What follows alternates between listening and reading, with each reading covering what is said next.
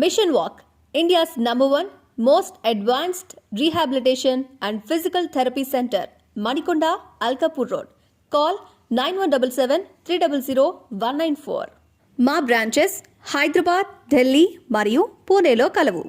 ఇప్పుడు ఒకసారి మళ్ళీ మీరు వైసీపీకి వస్తే 2019లో మీరు ఇక్కడ వైసీపీ ఎమ్మెల్యేగా చిత్తూరు నుంచి గెలిచారు. మీరు గెలిచిన తర్వాత 5 సంవత్సరాలు, దాదాపు 5 సంవత్సరాలు ఎమ్మెల్యేగా ఉన్నారు. వైసీపీ నుంచి వైఎస్ఆర్ కాంగ్రెస్ పార్టీ నుంచి బయటికి రావడానికి కారణాలు ఏంటి?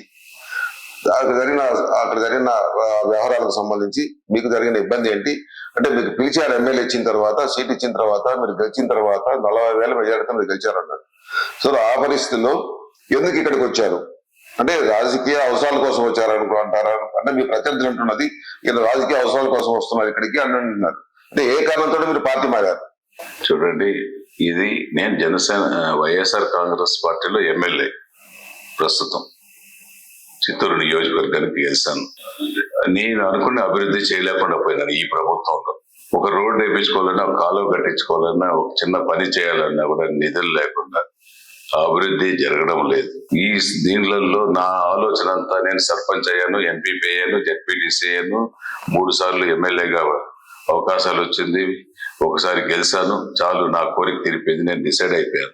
అదే నేను ఇందాక చెప్పాను, జనసేన సైనికులతో ప్రోద్బలంతో పవన్ కళ్యాణ్ గారు పోరాడుతున్నారు. పోరాటంలో మనం ఆయనకు చిన్న నూలు పోగులాగా సహాయం చేద్దామనే ఒక ఆలోచన ఉంది. ఏమంటే జనసేన అధినేత పవన్ కళ్యాణ్ గారు, మెగాస్టార్ చిరంజీవి గారు, నాగబాబు గారు, వాళ్ళ ఫ్యామిలీతో మాకు ఒక 25 ఏళ్ళుగా అవినాభావ సంబంధం ఉంది. నేను ఏ పని చేసినా మెగాస్టార్ చిరంజీవి గారు ఒక అంబులెన్స్ ఓపెన్ చేయాలన్నప్పుడు కూడా 25 ఏళ్ల ముందు మెగాస్టార్ చిరంజీవి గారు చిత్తూరులో ఓపెన్ చేయడం జరిగింది. బ్లడ్ బ్యాంక్ పెట్టాలన్న ఆయన సూచనలు తీసుకున్నాం. కొంచెం అది క్లిష్టమైన పరిస్థితి, అది జాగ్రత్తగా ఉండదు, ప్రాణాలతో చెలగట్టడం, అది అక్కడ పెట్టేదానికి వీలు కాదు, అది స్టోరేజ్లు అన్ని చాలా ఇబ్బందులు అని చెప్పడం, దాన్ని ఆగాను. మాకు ఒక చిరంజీవి గారితో, నాగబాబు గారితో, పవన్ కళ్యాణ్ గారితో ఒక సంబంధాలు ఉన్నాయి. ఆ సంబంధాలతోనే ఈ పార్టీలో నేను నిలవాలని. నాకు ముఖ్యంగా మీరు అడిగిన దానికి వైసీపీ నుంచి ఎందుకు దీనికి వచ్చామని అడిగాను. నేను ఎమ్మెల్యేగా ఉన్నా. నవంబర్ 2వ తేదీ బస్ యాత్ర పెట్టారు, 2023 బస్ యాత్ర పెట్టారు. నువ్వే క్యాండిడేట్ అని చెప్పారు, మంత్రులు చెప్పారు. డిసెంబర్ 22వ తేదీ సర్వే రిపోర్ట్ ఇచ్చారు జగన్మోహన్ రెడ్డి గారు, ధనంజయ రెడ్డి గారు. ఒక 3 బుక్కులు ఇచ్చారు. 7,500 శాంపుల్స్ తీశారు. 36,663 ఓట్లతో గెలుస్తామని డిసెంబర్ 2వ తారీఖులో చెప్పారు. ఓకే,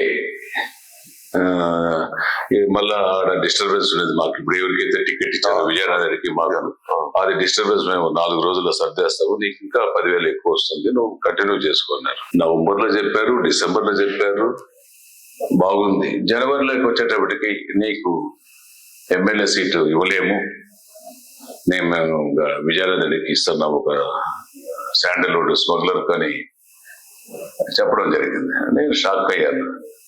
నవంబర్లో చెప్పారు, డిసెంబర్లో చెప్పారు, ఈ జనవరి 27 నాకెందుకు మీ సర్వేలో 36,000 గెలుస్తామని. ఏమైంది? సర్వే గురించి కాదు, కొన్ని కారణాలతో ఇవ్వాల్సి వస్తా ఉంది. ఇస్తున్నాము, నీకు రాజ్యసభ ఇస్తాను. ఇప్పుడే మార్చిలోనే ఎన్నికలు వస్తా ఉన్నాయి.